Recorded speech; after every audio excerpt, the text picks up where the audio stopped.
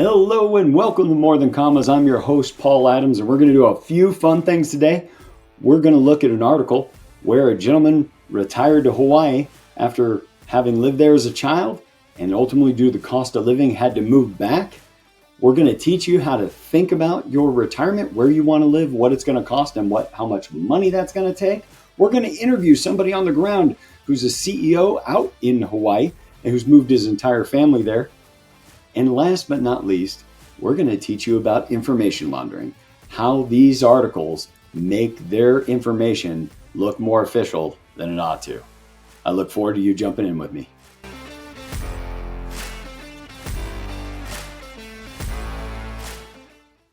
All right, so the article we're going to look at today is titled, "I'm Retired and Regret Moving to Hawaii. Here's Why." Now, of course, Hawaii is a beautiful dream. People love the idea of living there. Every time people vacation there, they may think to themselves, imagine waking up and walking out on the beach every day. But it is one of the most expensive places in the United States to live. And there is this CNBC report talked about in this article that people will need $2.21 million saved by age 65 just to cover their basic living costs. Now, whenever we see an article like this, one of the first things we should be asking is, how did they do the math? Well, I'm going to tell you because I already found it out. And then I'm going to go into how you would find this out if you wanted to discover it like I do when I'm reading articles. I can't trust that what they tell me is information that's appropriate for me. And you're going to see this information might not be wholly appropriate for you either. So this CNBC, well, at least you would think it's a study, but it just says, according to CNBC, people need $2.21 million by age 65 to cover basic living costs for 25 years in Hawaii. So what they did to do this math is they took the Bureau of Labor Statistics average spending for those over age 65. Then they took that amount of money and said, if we consider that they may have, say, $30,000 of Social Security a year, how much in assets do we need to then supplement to give them enough to live in Hawaii? Now, I'm going to show you the actual math and where this comes from, but what I want to focus on first is this idea that it says, according to CNBC. Well, I want to tell you, I couldn't find that article, not at first. First, I went to ChatGPT and checked to see this article is referencing CNBC saying this. Can you find that? Can you find this CNBC study? And it couldn't find it anywhere. And then I went to Grok because these different AIs seem to be better at different things. So I put it in Grok and said, Grok, tell me where I would find this article that's being referenced. Well, there is an article that CNBC did that said people need $2.21 million. I found that article. And guess what it's referencing? A totally different article from Go Banking Rates. So Go Banking Rates, in an attempt to make their information seem more valuable, which, by the way, I have no problem whatsoever with their calculations, the way they did the math, and you'll see how they disclosed how they did the math. So I have no problem with any of that. This is a wonderful article and gives people a good place to start.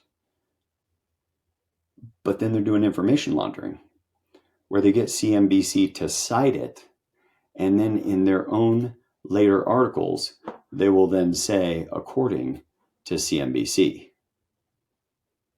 You see, if we don't look beyond the beginning of the article, and we haven't done these articles a lot lately on the show, but I want you guys to know, you've got to get beyond this first layer. You need to look up what they're telling you is accurate, because often, no fault to them, I think many of these may be written by AI now, but even before that, who they're mostly being written by was not people with econ finance degrees, financial planning degrees.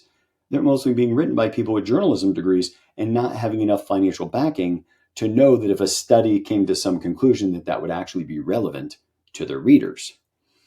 So let's go in. This is an article that we will have linked for you in the video, but this is the minimum savings you need to be able to retire in all 50 states. And so what they did is they took that retiree level spending, age 65 plus, spending from the Bureau of Labor Statistics. And that gave them this annual cost of living number. And then annual expenditures after Social Security. And then they used a 4% distribution rate on the remainder. And if you want to see how they did all of that math, you can see that down here. They did a good job with a pretty tight disclosure about the methodology of how they came up with the conclusions. But one thing to consider, and why it's important to know where this math is coming from, it's 65-year and older expenditures. And what it's doing is the average spending a retired person is spending. But if what you want is a better than average retirement, then these numbers aren't even accurate and you may need to set aside much, much more.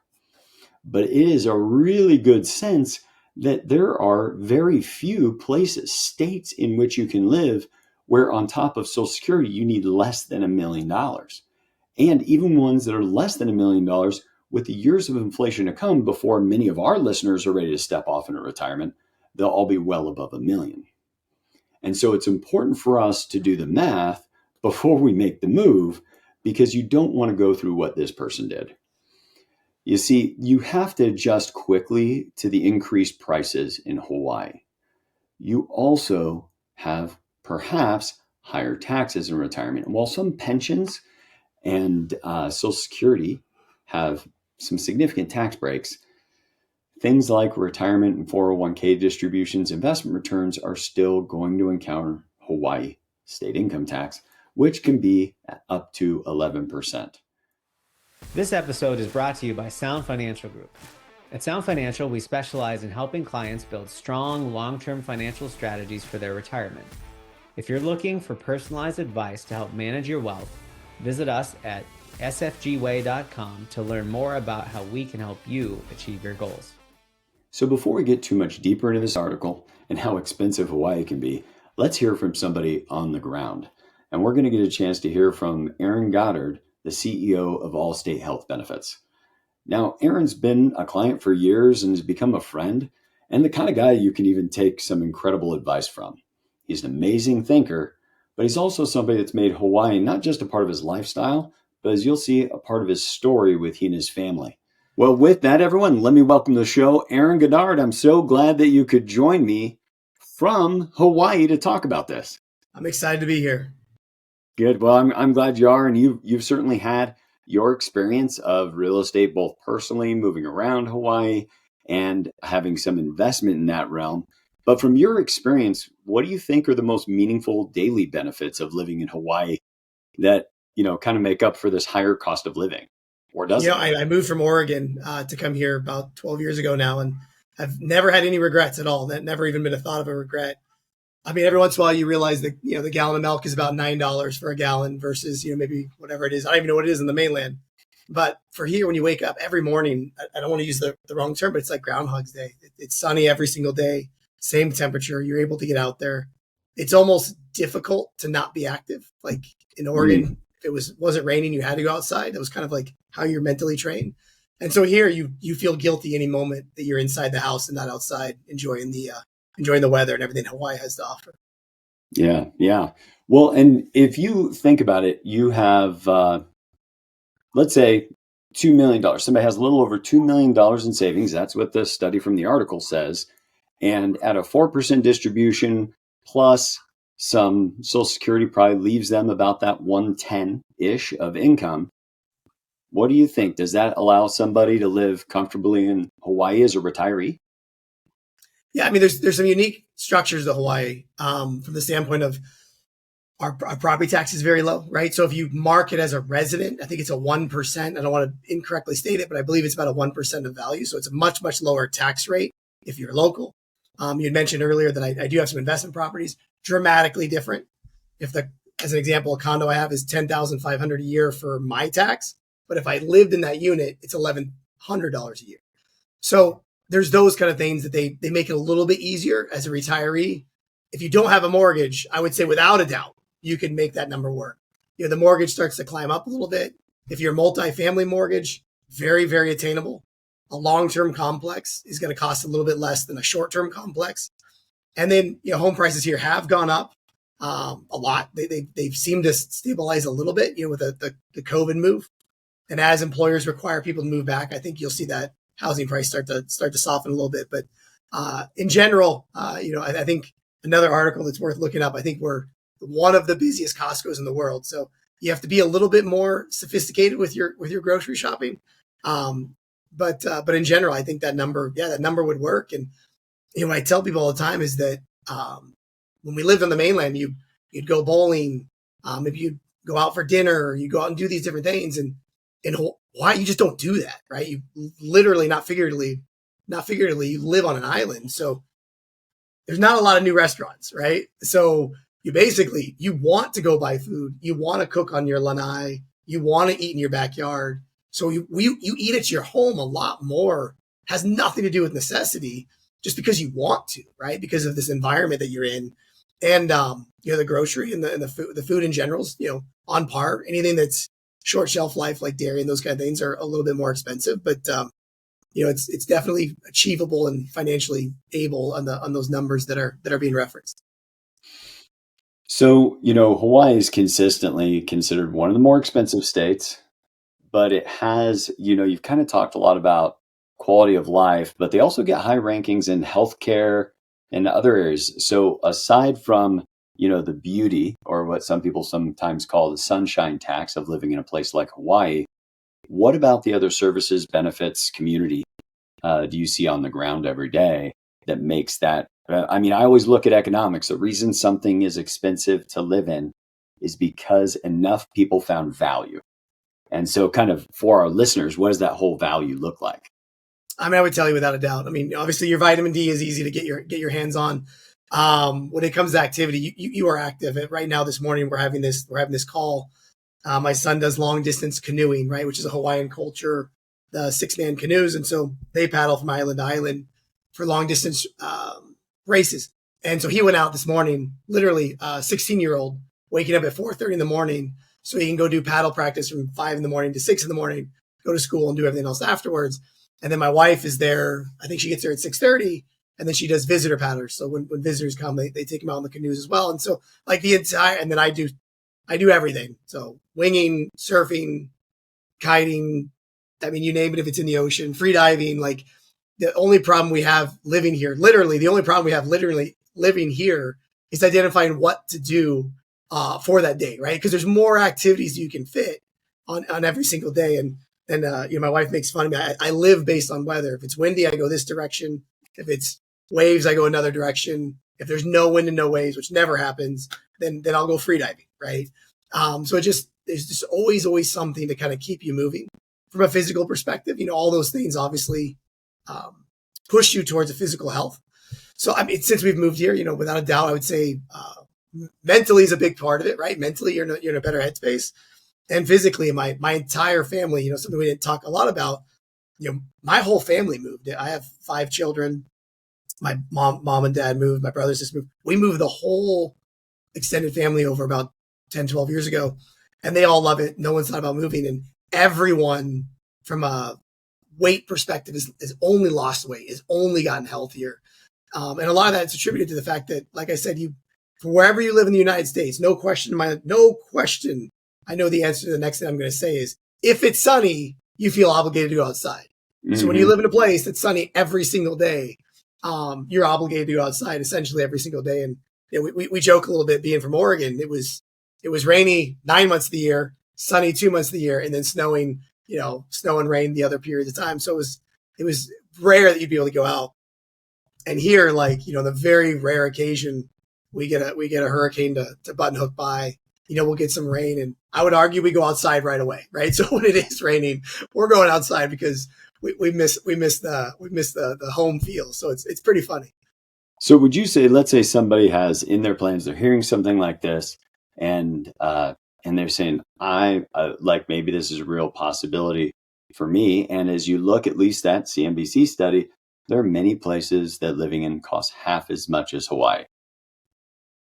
If you were to say somebody had to diminish, this is just your personal assessment, somebody has to pull down their own lifestyle wherever they live right now for the next 10, 15 years, if that's whatever the retirement timeline is, would you say it'd be worth it watching your pennies a lot closer during your working years if what it meant is you got to spend the rest of your retirement in Hawaii? Yeah, I mean, I would say for sure. I'd steal some from Steve Jobs. I think it was eat your medicine as food. Sorry, eat food as medicine now, so you don't eat medicine as food later. And I would kind of use that as the launch pad to answer the question, which is if you're looking for longevity, which all of us are, none of us want to work all the way to the end. And again, there's different forms of work, so please understand. But we want to be able to work, put that money away, and then continue to work, but do it because you want to, when you want to, in the environment you want, right? Whether it's teach people to scuba dive, teach people to snorkel, like you'll work because you want to. So I would say without a doubt. Again, I don't know how old I am. I think I'm 43. I think I'm 43. I'm not sure. And so like I have that mindset of like, okay, I want to make sure that I have that longevity, right? I've worked this long. We've all worked this hard to get to whatever that point is. It could be 20, could be 60, but you've worked that long and that hard to get to this point in your life. If you're looking for longevity and you're looking to be able to have kind of all that in one place, I'd say there's not many places that beat Hawaii, no question. Obviously, there's international travels, international destinations, expats. There's those kind of things you can look at as well. But domestically, I don't think anything offers what Hawaii offers from the overall experience. And again, I do think they make it for we call it kapuna. For kapuna, which is over 65 elderly, we have a lot that goes to support that community, a lot, right? So there's unique living facilities, there's unique homes, there's unique, like when we do the canoeing and all those things are all built around, we have a lot of respect for people, whether they move here or whether they've lived here their whole lives. And I do think this is a place where, without a doubt, hence why I came early, it's without a doubt a place I want to end up. And I just asked myself, why wait? And that's, the decision we made as a family is that, thank God for technology and everything else. It's a longer flight for me to get to Chicago for my meetings, but in general, we function very well from a work perspective. And what I'll tell you, the cost of living also for those who move here in their working years, the cost of living is high. So if you're working here, the pay is, we make jokes. My youngest daughter works at it, out of respect, I won't say the name of the company, but an ice shave business. And she's making $24 an hour shaving ice, right? So it kind of goes both ways, right? It is more expensive, but without a doubt, the incomes that are paid are higher as well.